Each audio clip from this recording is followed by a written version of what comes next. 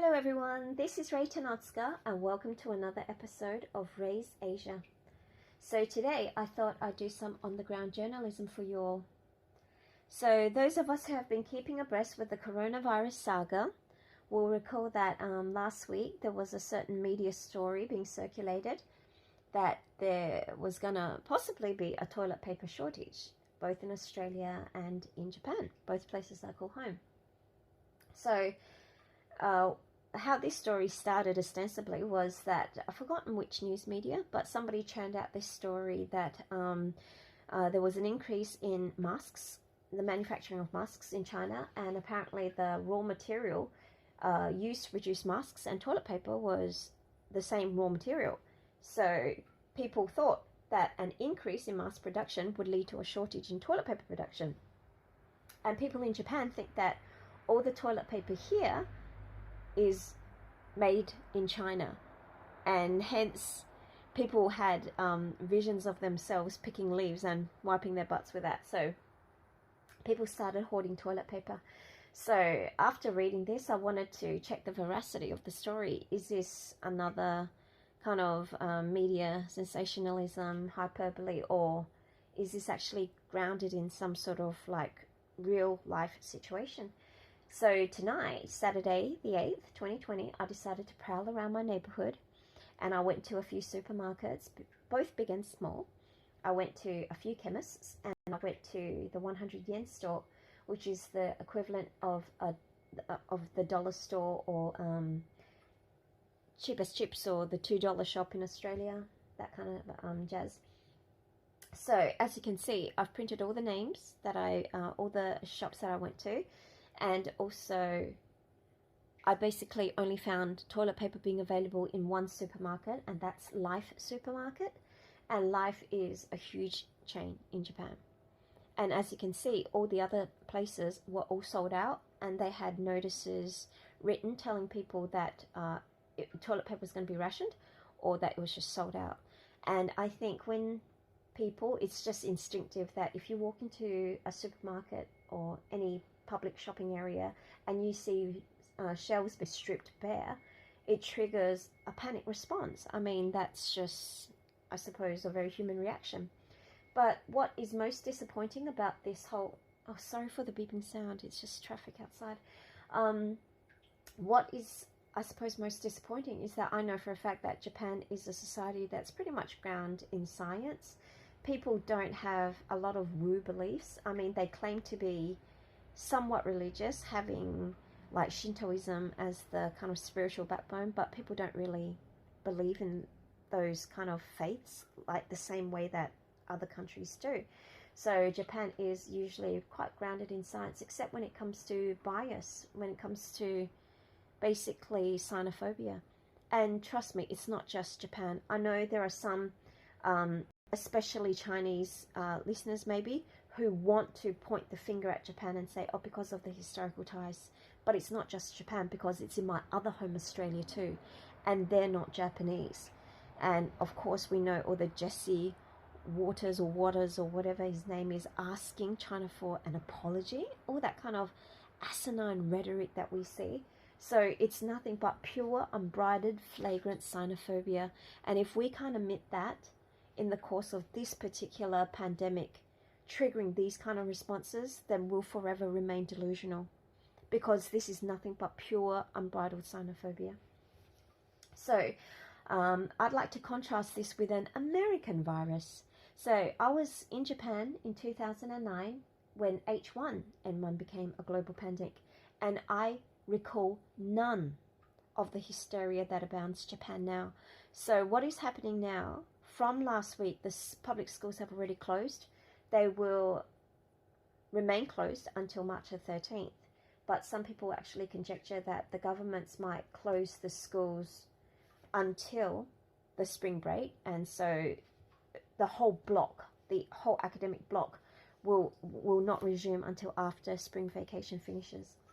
I know for a fact that all business group meetings have been suspended because my husband's company has to stop all big group meetings. I know that the borders, some flights have been cancelled or closed off because due to certain areas. And I find this quite disappointing, that facts, knowledge does not cure stupidity, and prejudice is nothing but blind stupidity and adherence to see an entire demographic as basically diabolical, and even factors that they cannot control, putting that as part of the kind of as part of self accountability when it's something that nobody can control. So what happened in 2009 when an American virus stormed the world? First of all, I'd just like to give you a coronavirus update in Japan first, just so you can contrast. So I got this 1 hour ago from NHK. There are 449 people who have been affected on the Japanese land patch so far, but 696 are basically stranded on the Diamond Princess cruise ship. So that's over 1,000 people totally. But of course, the Diamond Princess cruise ship are not only Japanese people. There have been 14 deaths in total, 7 belonging to the cruise ship. And the first coronavirus case in Japan was introduced on January the 23rd. But now let's contrast that to the American virus, H1N1. So this report was done on October 2009. And I'll link the sources below so you can click on it for yourself. So on April the 24th, WHO declared H1N1 as a public health event of international concern. And by June the 11th, it had already reached phase 6. So that's pretty critical. On May the 9th, 3 Japanese people returning from Canada via the US route, they were found to be infected. And on May the 16th, there was the first domestic infection in Kobe, Osaka region. But by July the 16th, all 43 prefectures had been infected by H1N1. So by July the 24th, we already had 5,038 cases. And the only thing that the government decided was worthy of registering this particular virus was something called the cluster surveillance.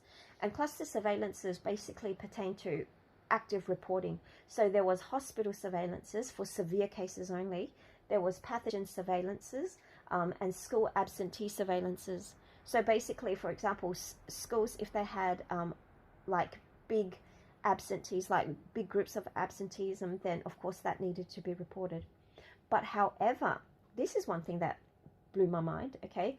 The law-based isolation of patients who had been infected was discontinued. So that's kind of silly. But over the course of 1 year, in 2009, with H1N1, 20% of the Japanese population got infected. So 760,000 Japanese people at the end of the first year were infected. And at the end of 1 year, 198 died.